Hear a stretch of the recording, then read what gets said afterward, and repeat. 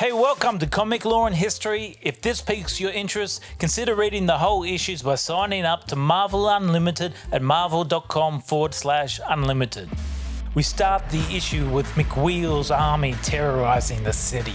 No, not really, it's just the X-Men getting out and saving the day as usual. Angel gets swamped by some girls because, you know, comics were for boys back then. And to prove it, Jean shows that her only ability is still creating wiggly lines. They're just about to give mutants a good name and then integrate into society. I mean, this will totally work, right? The whole anti-mutant thing only lasts for a few issues, right? I would totally let Cyclops integrate with me. Of all that, ugh. I don't even know what that means. Anyway, everyone is having fun, but then of course McWheels has to ruin it with his giant forehead. Anyway, the Vanisher. Basically, he can teleport, but I mean, well, this was the 60s. Were they really so hard pressed to find original outfit ideas? But they went with this? I can't. Okay, no, show it again. Man. That's not getting old anytime soon. Anyways, the Vanisher can, you know, vanish or possibly turn into a will-o'-wisp. It isn't exactly clear art-wise, so the X-Men do some training while the Vanisher, look at it, gets offers from the criminal world for large deal to pull jobs. One mustache twist later and he decides that the only real job is stealing the army's continental defense plans, whatever they are. Fortunately, as the X-Men train some more, Professor X has a direct line to the mind of an FBI agent who tells him about how the Vanisher told the army he was going to steal the defense plan. This is far worse than the bad guy spilling his plans when he's got the good guy tied up. This is like pre-spillage. This is like even before there's a conflict. Does he get them though? Yes, he gets them. So, really, he was just being confident. Shut up. So the Vanisher does steal the plans. The army dudes get their hands on him, the X-Men show up, Angel gets his hands on him, but he's the Vanisher. He vanishes, but Angel is smart enough to get the briefcase from him. Briefcase? Yeah, what else do you keep secret government plans in? The Vanisher says none of that, and the X-Men play piggy in the middle with the briefcase, conveniently each showcasing their abilities to do so. But to the Vanisher's credit, he remembered his anti-gene spray that day and gets away with the plans. So having lost the X-Men mob for a bit, but McWheels McForehead announces a plan to defeat the Vanisher, but the script says we can't know it yet, so the X-Men are facing off with the Vanisher and his goons. The Vanisher has goons? It's the 60s. All villains have goons or henchmen. Anyways, McWheels McForehead simply, and I mean simply, wipes the dude's memory. That's it. But because the victory was too easy, the X-Men still have to fight his goons. Is that ethical for the professor to mind wipe someone like that? No, it's not. It wasn't even a last resort. And do you know what? X-Men history would be a lot different if McWheels kept that up. That's like a total winner every time, but hey, they beat the goons and all celebrate knowing that they completely ruined someone's life even if he was a vanishing jerk. The third issue opens with Danger Room shenanigans, with Bobby again appearing a fool and Beast saying that he abhors violence, so I guess he's now getting into his character a little bit more. Meanwhile, McWheel senses another mutant in the area, so asks the gang to get into their street clothes. Also, this. Turns out McWheels is a major McCreep. Anyways, after a few convenient misleads into finding the mutant, they finally find him. A big old fat guy called the Blob. Seriously, I love this guy. He's fat, he knows he's fat, what's not to love? And despite weighing the equivalent of 83,000 anvils, the Blob has this random ability to, prevent himself from being moved. And at the same time being, super durable, even to bullets. It's worst case scenario. Psyche is the one to approach him and he's got no people skills whatsoever. He tells the blob that it's not a touch, whatever the hell that is. It's a little creepy if you ask me. As I said, no people skill, and then he says to come with him and he won't take no for an answer. That is not how you do this. Anyway, the blob calls him a rube, whatever that is, so Psyche shoots him in the back. This is how he recruits people. And he becomes the leader. Isn't Cyclops the good guy? Ha! If by good guy you mean jerk. This whole scene honestly feels so corny, yet so retrospectively perfect. Like give him an offer he can't refuse kind of nostalgia. So they take the big fat guy back to the danger room. Turns out he's strong. Only his arrogance is stronger. So, sick of his shit, the X-Men come to blows and the blob even takes a swing at McWheels. Jean saves him, trust me, he's alright. And the blob, fattest man alive, somehow fits down a manhole cover into the sewers. I don't think they really thought that one through. Nope. Anyways, the blob goes back to the freak show he came from and decides that he's the boss now. The X-Men pursue him because they can't risk him knowing where they live. Didn't they bring him there in the first place? Yeah, that's what I thought. Maybe the local McDonald's was full for the interview. Anyways, they need to catch up to him. So yep, you guessed it, McWheels can delete his brain files with, now, where was that? An electronic mass influencer. Whatever that is.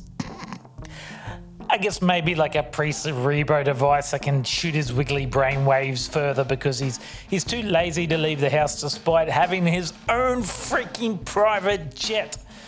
Meanwhile, Blob gets all the freaks together, says he's the boss, and his first action is to defeat the X-Men because plot. And they show up with a giraffe and a battering ram in that order. The X-Men fight trapeze artists, a monkey man, a dude with a whip, and of course there's goons who randomly have guns. America. Yeah, right. By now, Jean, Angel, and Beast are tied up. But Jean Grey uses her magical wiggly lines to unfasten her blindfold. Then she cuts her ropes with a knife. The blob and his goons go for McWheels but are stopped by a giant wall of ice. Then Cyclops shoots the bejesus out of all of them. Pew, pew, pew, pew. Then McWheels suddenly determines that they are all now at their telepathic weakness and decides to... Deletes their minds so they forget. Yeah, he mind rapes them like a son of a bitch. Do these people ever question about the time loss? Or what happened to them? End of issue. Or what happened to them? Nope. But... End of issue. But... End of issue. Issue 4, the X-Men start off the issue training. I swear, if this was an 80s movie, we'd already have an hour-long montage. But Jean's test is the kicker. She raises a cake from the box without messing it up. I can't even do that with my hands. Surprise, it's a birthday cake. Oh, whose birthday? No one's. But... It's to celebrate the anniversary of McWheels starting his militia mutant army. So, no birthday then? Yeah, where I'm from, we just call that a cake. Elsewhere, we shoot to the first introduction of Toad, Quicksilver, Scarlet Witch, and Mastermind, who parallel the X-Men by sitting around and eating food, but because they're evil, they're arguing. It also gives them a chance to showcase their abilities. Now Toad mentions their great leader. Who could that be?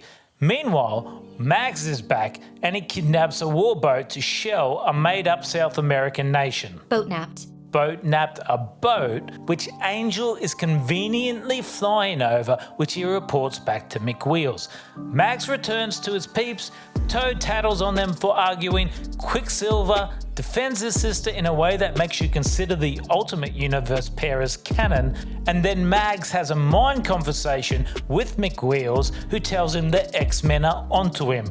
Like, literally gives him a heads up they're coming. Strategic genius. I know, right? But not half as handy as Magneto taking over a small South American nation in like 4 panels. Sheesh, talk about efficient.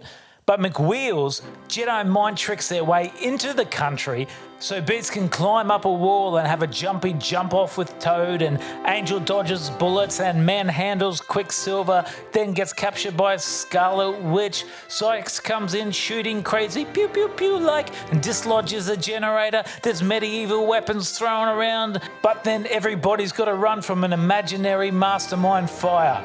Mags, on the other hand, he's a little miffed and goes like, fuck it, let's blow this to hell, and he arms bombs, a small one and a nuclear bomb. That's a little overkill.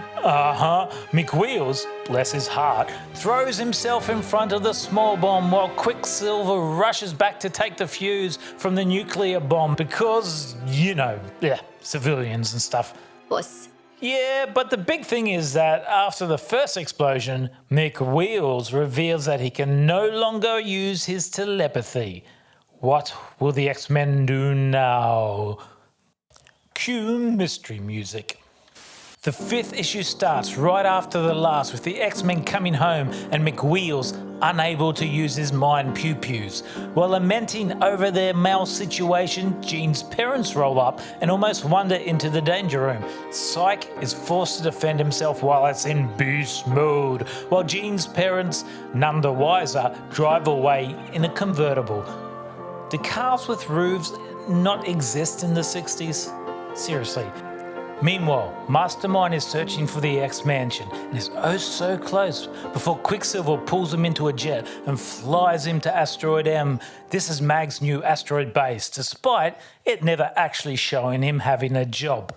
Anyways, the band of so-called evil mutants, surprisingly bicker among themselves, but still somehow manage to hatch a plan to catch the X-Men.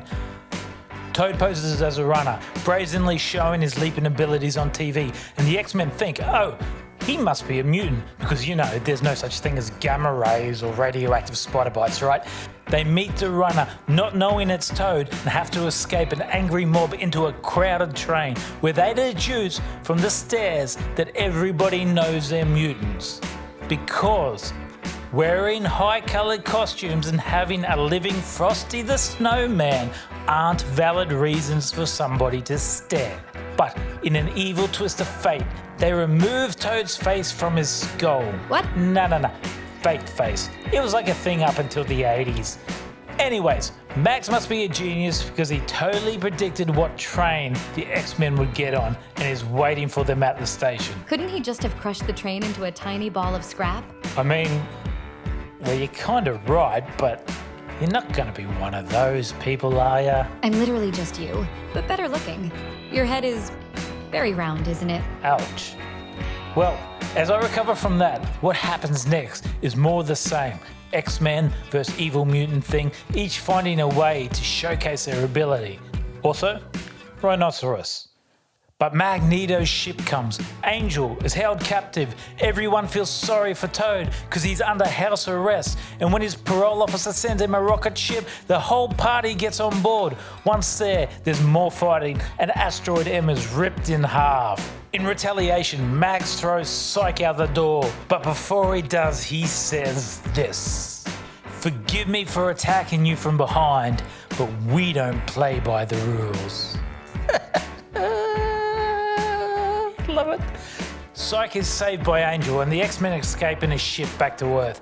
Beaten and bruised, they're lucky to be alive. But don't worry, McWheels will cheer you up. He's got a story to tell. Hey, guess what? He was just faking losing his powers. It was just a test for the X-Men that sent him into space and risked their lives and had somebody thrown out into the void.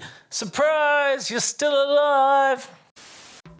Hey, thanks for listening. If you enjoyed this approach, please like and subscribe for more videos. And remember, if you're interested in reading the full story, the easiest way is to sign up to Marvel Unlimited at marvel.com/unlimited. I need to breathe.